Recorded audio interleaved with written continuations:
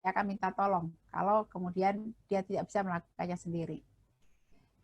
Ini adalah fase-fase penting karena nantinya anak akan belajar di fase selanjutnya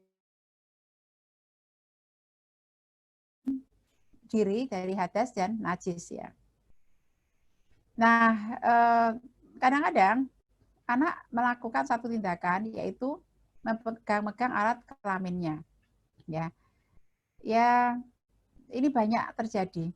Orang tua yang mengeluhkan gimana ya Bu ya, dia suka pegang-pegang alat kelaminnya, terutama adalah anak laki-laki. Ya karena anak laki-laki alat kelaminnya eksternal ya, menonjol keluar. Jadi kayak jadi aktivitas ya kalau kita biarkan terus-menerus. Dia bisa menjerumuskan anak kepada kesenangan atas onani. Jadi dia tidak menyadari bahwa itu sesuatu yang tidak seharusnya dia lakukan. Dia merasakan kenikmatan, dia akan mengulang-ulang ya. Biasanya dilakukan anak setelah mandi atau mau tidur, kayak lagi nggak punya kerjaan. Dan pada beberapa anak ketika panik ya, kemudian dia akan memegang-pegang alat kelaminnya.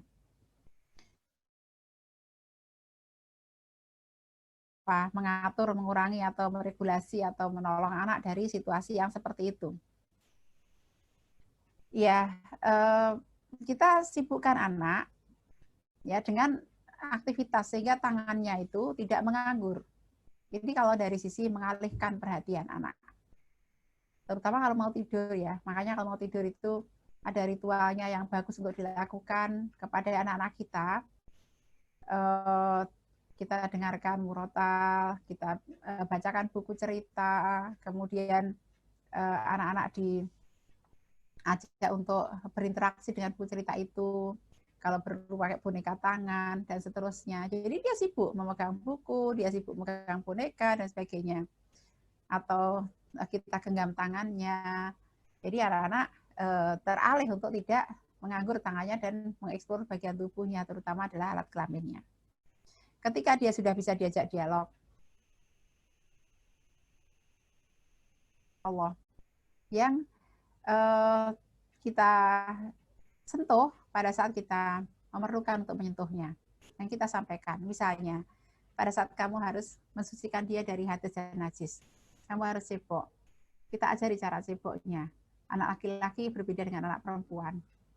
Kemudian ini boleh dilihat, boleh disentuh oleh orang tua maupun oleh tenaga medis. Kalau kamu sedang, dan ini adalah bagian-bagian yang tidak boleh disentuh oleh orang lain, ya selain orang tua kamu. Jadi kita sampaikan kepada dia agar dia aware, perhatian bahwa bahkan diri kamu sendiri tidak boleh menyentuhnya jika kamu tidak sedang melakukan aktivitas yang memerlukan ya terkait dengan itu. Mengapa, Ma? Biasanya kenapa gitu ya? Ya karena ada satu yang namanya sopan santun. Sopan santun itu kita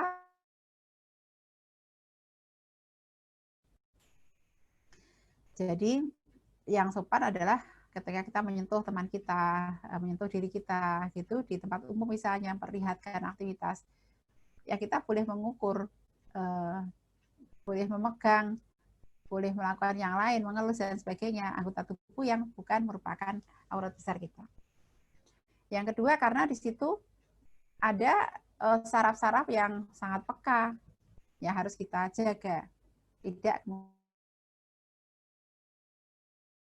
kita mengajarkan dialog seperti itu kepada anak yang bertanya lebih jauh.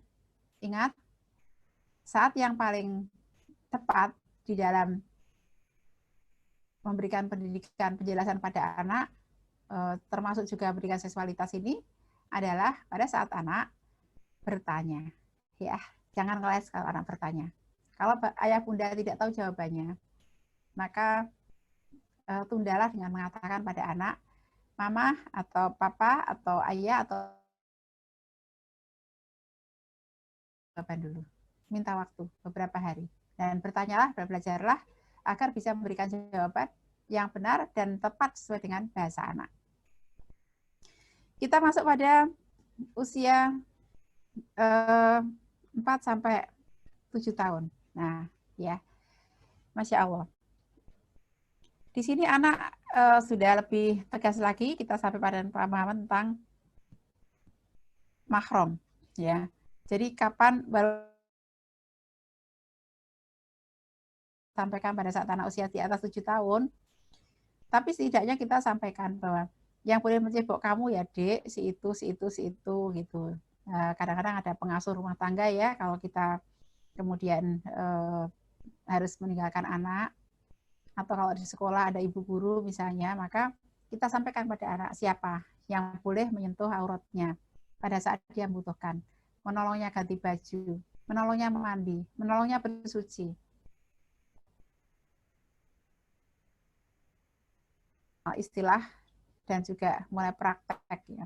Dan bagian dari mencebok itu harusnya anak usia 7 tahun itu sudah bisa cebok sendiri. Ya boleh ya diceboki sampai gede gitu ya. Nggak bisa cebok jijik ya, diajari caranya. Bagaimana menghilangkan kotoran itu ketika dia jijik misalnya berlepotan, ambil tisu, bersihkan dengan tisu dulu, atau ambil shower, guyur dengan shower dulu. Langsung dengan sabun misalnya untuk membersihkan kotoran ya, BAB-nya misalnya. Jadi diajari dia untuk tidak jijik dengan kotorannya sendiri agar dia bisa mandiri untuk membersihkan dirinya sendiri. Nah, saat ini juga sangat tepat untuk memberikan pemahaman kepada anak tentang area tubuh mana yang tidak boleh dilihat dan disentuh oleh orang lain. Ya, ada kan lagunya, nanti Mbak Popi bisa baik, sentuhan baik gitu ya. Udah banyak bisa di-download, bisa diputarkan atau nanti pada dicari oleh teman-teman. Biasanya saya sampaikan dalam bentuk link video kalau saya menyampaikannya melalui WhatsApp. Atau kalau offline saya setelkan videonya, tapi di sini saya tidak siapkan, jadi silakan nanti Mbak Popi nyarikan. Ini untuk mencegah agar anak tidak menjadi korban pelecehan seksual. Nah, mana yang tidak boleh disentuh?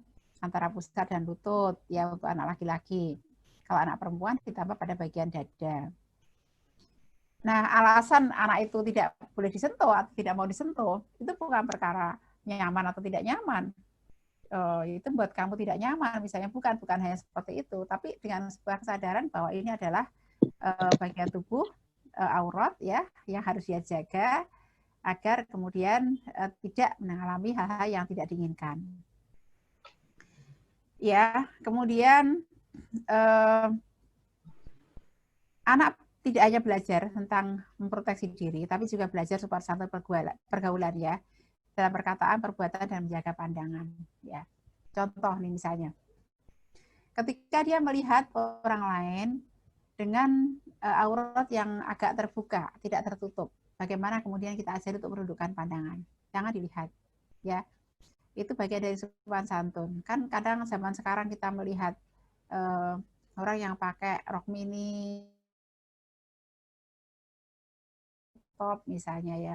Ini itu dia tidak sedang menutup aurat, maka kita ajari anak untuk menundukkan pandangan.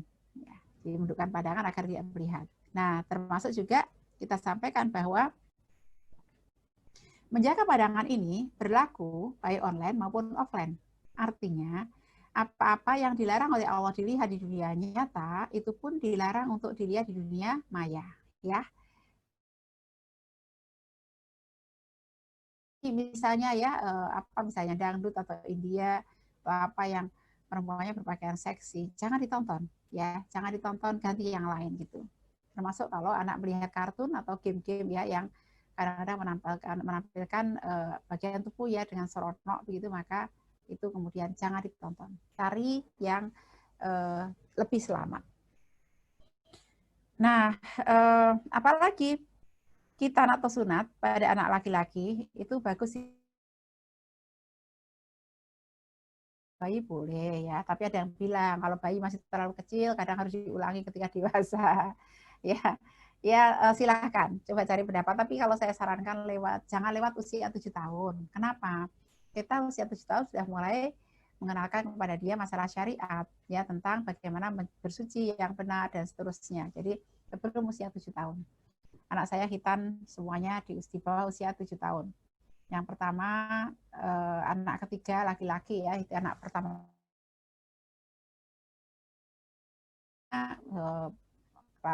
Nomor 5, khitan pada usia 2 tahun setengah, 2 tahun setengah.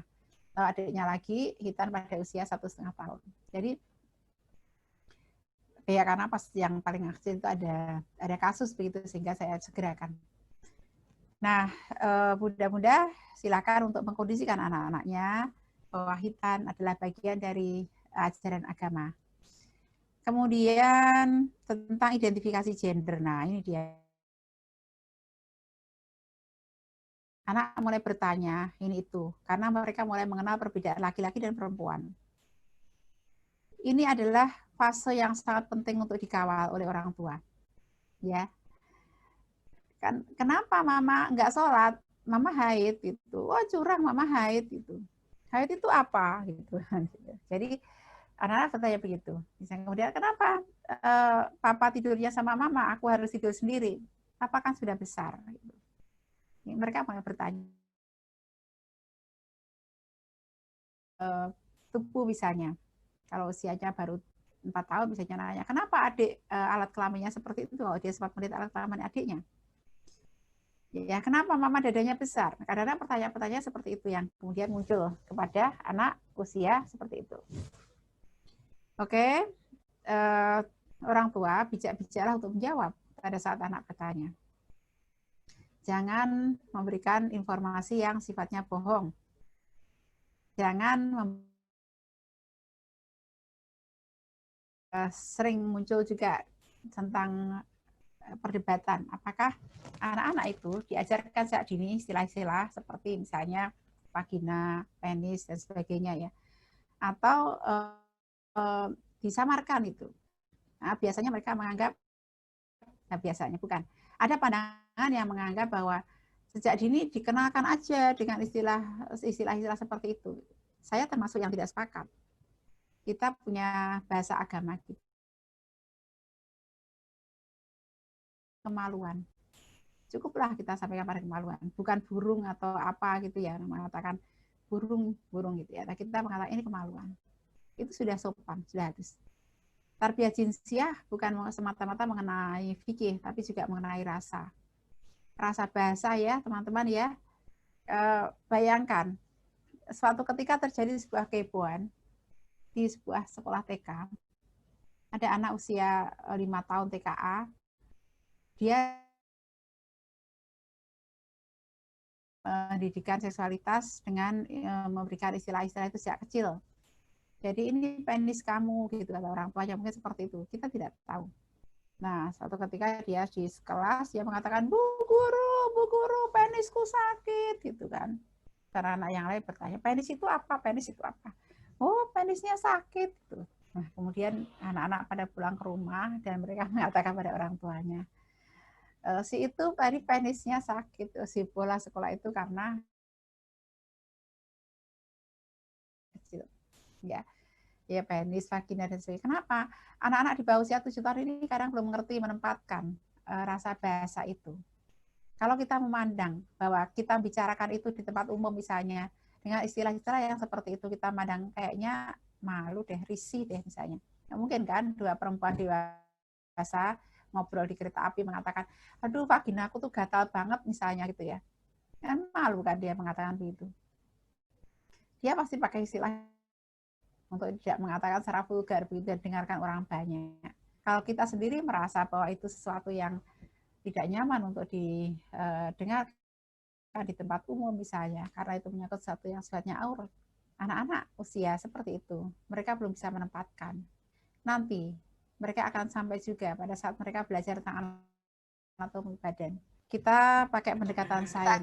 Kita akan pakai pendekatan sains untuk kemudian anak-anak mulai mengenal bagian tubuh. Kan ya produk yang sesuai dengan ini, Masya Allah. Semoga segera keluar. Nah, pendidikan seksualitas nanti kita masuk ke usia 7 tahun yang merupakan salah satu terminal